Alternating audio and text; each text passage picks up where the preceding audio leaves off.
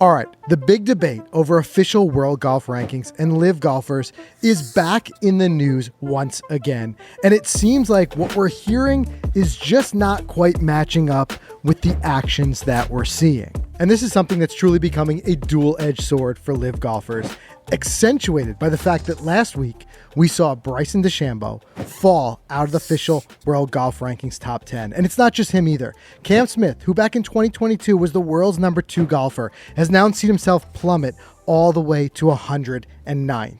But the question really is, does it all even matter? In a second, we're going to do a health welfare check on the entire LIV Golf PGA Tour merger, but like I said, it just doesn't seem, Mike. And like that, it's that litmus test. Like what they're saying, and we've got some great quotes. We're going to dig into Sergio Garcia, Cam Smith, and others. What they're saying is that they don't really care about official world golf rankings, but their actions seem to be speaking a completely different language. So there's a lot here to dig into, a lot of quotes to read and really get an idea, because now we even have Rory recently saying we should see a deal happen before the end of the year. We're only a few weeks away from that. Yeah. Lots to dig into. Before we do, of course, we want to thank this week's sponsor, Titleist. Guys, we say it over and over. If you haven't tried out the brand new GT drivers, now's the time to do it. Maybe even, a little Christmas gift for yourself. It's perfect this year. Yeah. Go out there, get fit, get those specs, maybe drop those hints to your significant other, because we've now had them in the bag. In fact, we just got back from an incredible trip to Myrtle Beach. So good. And it is just, they're just outperforming in all ways that we could never have expected. I've got the new GT2, Mike the GT3. There is something that line up for everyone. So make sure you go to Titleist.com, find a fitter near you, and like I said, get fit. That's how where the magic really happens of getting the most out of all the technology that's baked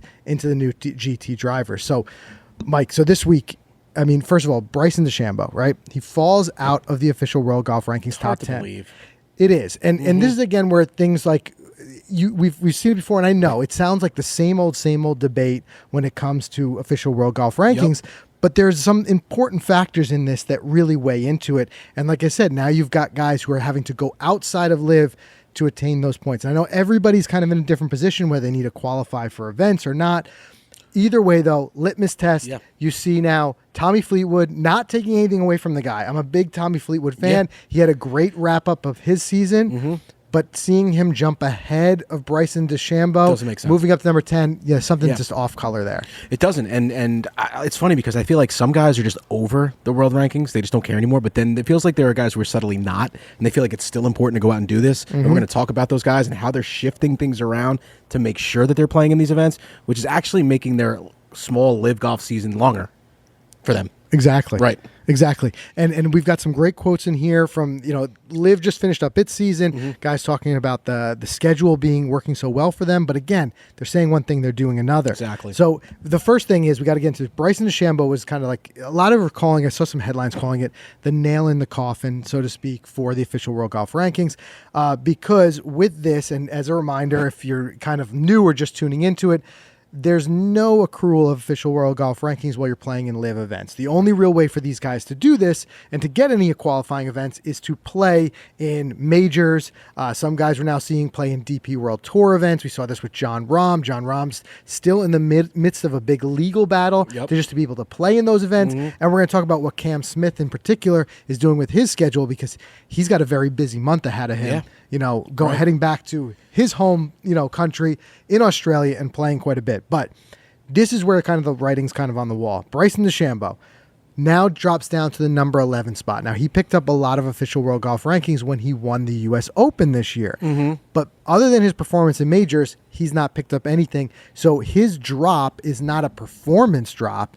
It's a lack of attendance drop.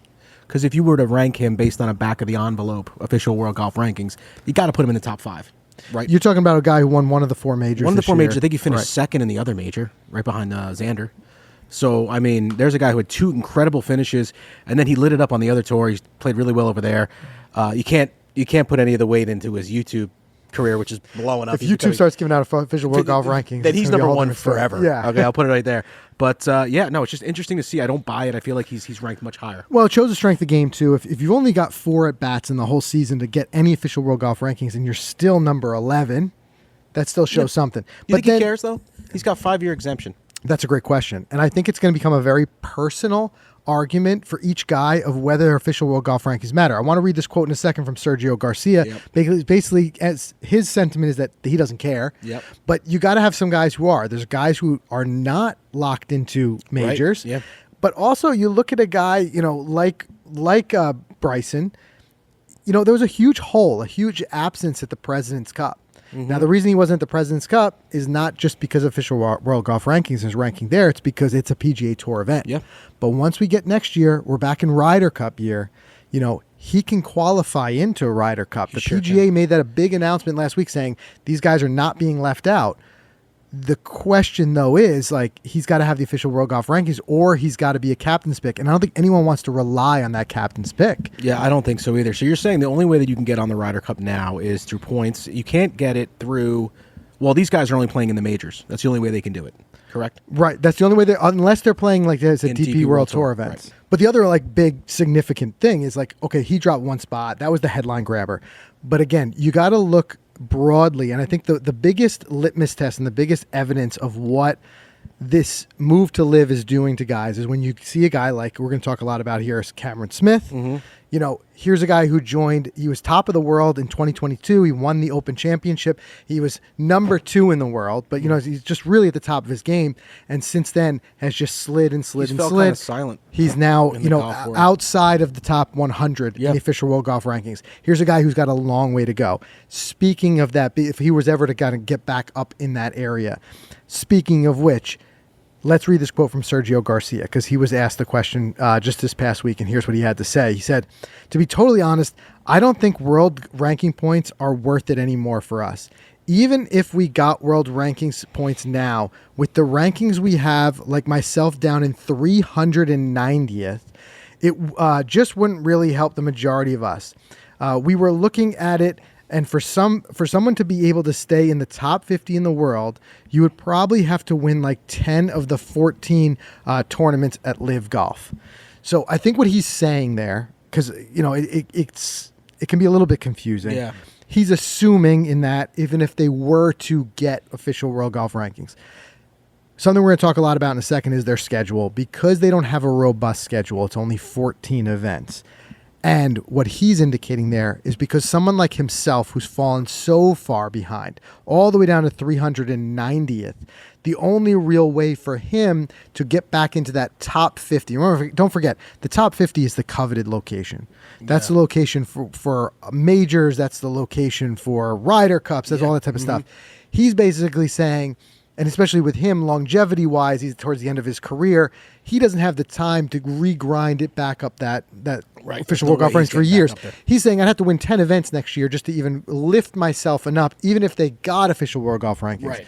Now, remember, about a year ago now it was that Greg Norman basically said they pulled their application. They're no longer even trying to get official World Golf Rankings. But this is just shedding more and more light on that overall issue. I want to talk in a second about that merger, and I want to talk about, of course, what Cam Smith has been saying, because as a team captain, he's getting a lot of that question. But I think we've gotten this far into the podcast, and we haven't called it out yet. Yeah, where are we? Where are we? People are looking at us and that's not the studio. It's not the studio. We're actually in one of our favorite places. It is. Yeah. So we're at Golf Zone Social in Palisades in West Nyack, and there's a very specific reason for it. Very soon, we're going to be hosting a couple of great events here. We are. So what's the first one we got? First one's going to be just a Saturday night. We're going to call it Golf's Night Out, where you just come hang out. Nothing real formal. Have a bunch of bays set up. There'll be food. There'll be drinks. We're encouraging you to bring spouses, bring family. Yeah, bring them out. Our families. Let's just hang out on a Saturday night. I have a feeling a lot of those fall sports and stuff is kind of over with. There's no excuses. Palisades Mall, West Nyack, New York. We've done a ton of stuff here, including tournaments, meetups. So this isn't our first rodeo here. We absolutely love it here. They do such a great job. So you got to come out. And they got the room here. Let's put it that way, because 22 simulator bays. Still, what we say, the best sims in the game. Hands down. The floors move. They've got over 100 golf courses. So basically, we're going to do what we're doing right now, just kicking it, having, they got great food, great drink. We're going to have sims set up. We're going to be playing some golf. We're just going to have some fun. And then we'll get you that information soon. But just kind of save the date, because later this year in December, we're going to be having a full tournament here with some massive prizes. I don't want to give any of them away yet, but there's going to be some like stay and play packages, some big prizes. So it'll be handicap based, so everyone's got a chance. You don't just have to be a ringer. Don't even worry. Like, if you're not a stick, don't worry. You were out here to have fun and to play. So diving back into it. Well, by the way, we'll put all that information down in the show descriptions in the notes down below, so you can get those links to get registered and sign up. It is free to join us at our get together in just a couple of weeks. So make sure you join us. But going back to it, so this again with the official World Golf Rankings, what players are ultimately doing is they're relying at this point on either their already exempt status into majors, or they're relying on getting in some other way. Like we saw with Neiman. I think it was the PGA. He got a special invite for winning the Australian. It was either the Australian Open, the Australian PGA, something like that. So there's guys who are, and that's going to tie into what I'm going to tell you in a second about what Cam's been doing. But it's all a Band-Aid. Let's be honest. None of this is the long-term solution that any of these guys are looking for. So realistically, in order for there to be official World Golf Rankings at this point, with LIV withdrawing their request, it doesn't look like anyone at the official World Golf Rankings is putting their own feet to the fire to get this done. It seems like a merger is the only way it's going to happen. I think so, yeah. Cam, a couple things. Cam Smith, recent interview, got a lot of kind of nuggets out of this one. I'll read you a quote in a second. The other thing that he kind of adeptly pointed out, which raised all of our eyebrows, by the way, tell us what you guys thought about this too in the comments, because in a way I just got a little bit annoyed with it. Almost seems like teasing us. But they had that DP World Tour event just last week. And you had the Pro-Am, right? And the Pro-Am is, where these guys get together before and you get celebrities pairing up, whatever. But interesting that the pairing, you had Jay Monahan and Yasser from the PIF in the same pairing. Those guys played together for 4 hours. Buddies.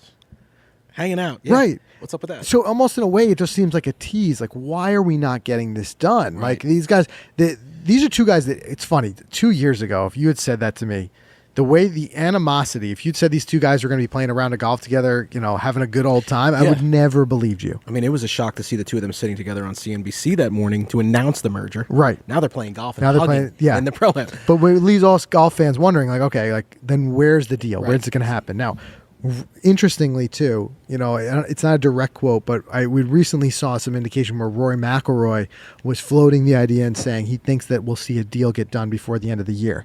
Okay. So, as a person who's very shy of deadlines at this point, because these deadlines have been pushed back so many times, remember the hard deadline last December 31st? December 31st, then the Masters. Remember that one? Then the Masters, the Players, it all came and went. Now there's maybe 10 weeks, right? Left in the year? Yeah. Something like that. If they get it done in 10 weeks, I'd be shocked. But what Cam Smith had said, he said, I don't like getting caught up in that side of the game, but judging from what we've heard and what's been happening, that everyone is aware of is kind of a step in the right direction, and hopefully they can keep the ball rolling. It's a really big process that everyone underestimates how big it was going to be. It's taking some time, but I feel like there are some positive things happening. And this is kind of like what we've been hearing from everybody. They're all saying like, oh, it's just hung up in the fine details and whatever it may be. But now you got LIV season wrapped up. You got the PGA Tour. Yeah, they're in your fall season, but let's be honest, this is not the meat of their season by any means. Now's the time, if ever. Right. If you have to sit there at a table and hash this negotiations out every single day, you do it. Yeah. That's where we're at. We're at go time. January as far as 1, I'm concerned. you got kickoff a new season. You don't want to be going into new season. You got kickoff of something new, TGL. You don't want to go into all this without a deal done. I feel like their backs are against the wall. I think they'll get something done. Absolutely. Yeah. So, jumping back into Cam Smith, I want to talk about, this is where I said actions and words, and I want to get you guys' opinion on this. I want you to put in the comments of what you think his true motivation is for this, because he also kind of released his schedule going forward, and I think this is bigger than a Cam story. I think that this is really a LIV in general story, because it sheds light on where these guys' heads are at. I want to do that in a second, but of course we want to thank our other sponsor, FootJoy, which by the way, we just got back from Myrtle. Yeah, right? We were outfitted nicely. They were. I mean, FootJoy, they're hands down the leader in outerwear, rain jackets, cold weather. They've got the Dry Joy Select, the Hydro Light, the Hydro Tour, the Hydro Knit. I mean, there's so many different options. all different layers for all different types. And we were in Myrtle Beach. We were kicking off some rounds in the high 50s. Yeah. And then, by the turn, it was up in the 70s. We were able to throw on tempo series. Just everything that they create, they think it all the way through. They even create something that will keep you warm when there's a little breeze. But if the sun happens to turn on, you can still leave it on. You won't sweat from it. It's light enough. It's smart material. Those guys are the best. So, the fall, this is the time of year a lot of buddies are going on trips. There's a lot of outings this time of year. And, of course, there's a lot of rain and cold weather. So do yourself a favor. Go to FootJoy.com. Check out their whole hydro lineup. And even check out that tempo series. We're absolutely loving that. Yeah. They come out with those new hoodies. You guys have been asking about what are those hoodies you guys are wearing on the course. Those are tempo. Go give them a shot for yourself. Go check it out. FootJoy.com. Absolutely. So let's talk about this, because this is where I started off the show saying, like, words and actions just kind of not matching up, right? So from the very start, we heard that one of the biggest draws for the LIV guys was going and getting this lighter schedule. A lot of guys were talking about how grueling the PGA Tour schedule had become. That was the big sale. That was the big thing. Family. And I'll never forget the famous quote, Dustin Johnson saying, work less and make more money. Yeah. Right? And leave it to Dustin to always give it to you unfiltered like that. But the reality was guys wanted to see their families more. It was a big grind. This is kind of evidence of that. So, and I get it, but I want to see, like, again, does this narrative match what they're doing in real life? So, speaking of Cam Smith, you had his teammate on Ripper GC, Lucas Herbert, and he was asked, and here's a guy who's not as much of a household name. Mm-hmm. Here's a guy who previously on the tour would not have the option to cherry pick and to only play like signature events. Here's a guy who would undoubtedly he's more that mid-pack where he would be fighting, each week and probably playing a lot of events. So they asked him, first year at LIV, what was he thinking schedule-wise compared to the previous year, 2023? So he said, I played so much more in 2023, but it's just a perfect schedule now. Speaking of LIV, of course. He said, you get your time to get away from the game and get your development blocks to be able to get better. Not just from a perspective of hitting balls for 3 or 4 days and then go to an event. You can actually really work on your game and elevate your skill set rather than just tune it up. Okay. So a point that I hadn't heard made, but he was just basically saying, because I have a lighter schedule, I can actually get in there, I can make swing changes, I can do those types of things. He also made another point. You guys can go and check it out. The interviews out there are pretty much everywhere. All the news sources covered it. He made a point which was interesting because it's a team scenario. Mm-hmm. He said him just getting a little bit of time to catch Cam's ear and just get an hour-long kind of short game kind of brain, session. Yep. Dramatically helped his game. That's something you would not necessarily see on the tour because there's no teammates. There's no incentive to help each other. Right. I think those guys are friends out there, and I don't think any of them would purposely withhold too much information, but it was just an interesting thing to think about. But here's where, again, like I said, it's not quite matching up. So you go to LIV because you're thinking 14 events gives me much more breathing room. My body's not as worn down. And a lot of these guys will think it gives me more. And some made the case when Bryson won the U.S. Open that LIV created the perfect vehicle for him in that he could stay in form, which playing some events, but not have the season be so grueling that he could be fully ready for the majors. Mm-hmm. I get that. Then you get, like, on the other side, you got Cam Smith. Now, one thing I will say, Cam is not in the position where he has to grind it out for official World Golf Rankings because, as of right now, unless a merger deal happens, he's not going to be playing in the President's Cup either way because there's still a ban over there. So it's not like he's trying to attain Ryder Cup status. Additionally, because he won in 2022 at the Open Championship, he's eligible at the Open until he turns 60. Yep. So he's got that one. 29 years worth of eligibility there. And he has exemptions into the other 3 majors for the next 3 years. So he's pretty good shape, right? Yeah, of course. But just this past couple weeks, he's committed to 4 events on the Australian PGA. He's going to be playing in the Queensland PGA Championship, the NSW Open, as well as the Australian Open and the Australian PGA, all in these next couple of weeks. Now, I would imagine that there's at least some part of that is to boost his official World Golf Rankings, try to get him back up into that top, somewhere in the 100. As we heard with Sergio saying, it's not none of this. They're so far behind. None of this is going to propel them into the top 50. Right. I don't think even if he won all 4, he'd be in the top 50 because although there are events here that carry official world golf rankings. They're not quite as many as a PGA Tour event, as far as I know.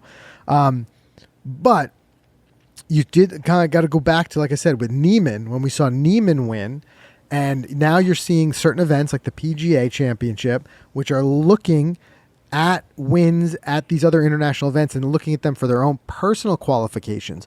It just begs the question to me, is he doing this in order because it's a workaround because he has to do it outside of LIV to attain certain status or certain personal rankings that he wants? Or, I mean, the other side, you could look at this and be like, he's an Australian. Yeah. And maybe he's just finally getting the chance to play in Australian events that the PGA Tour was too stacked for him to get into. You guys let us know in the comments, but what do you think? Yeah, I mean, first off, Cam, we had him on the show in 2022, right after he won the Players. Kept a lot of things close to the vest. Couldn't get a lot out of him, and he's that type of guy. So we may never know what the inspiration is. But if I had to guess, you have the opportunity now, whereas you didn't have the opportunity years ago with a 32, 35-week schedule to go back to your home country, far away, play in front of your home crowd, your old family, your friends in Australia. He has the opportunity to do this.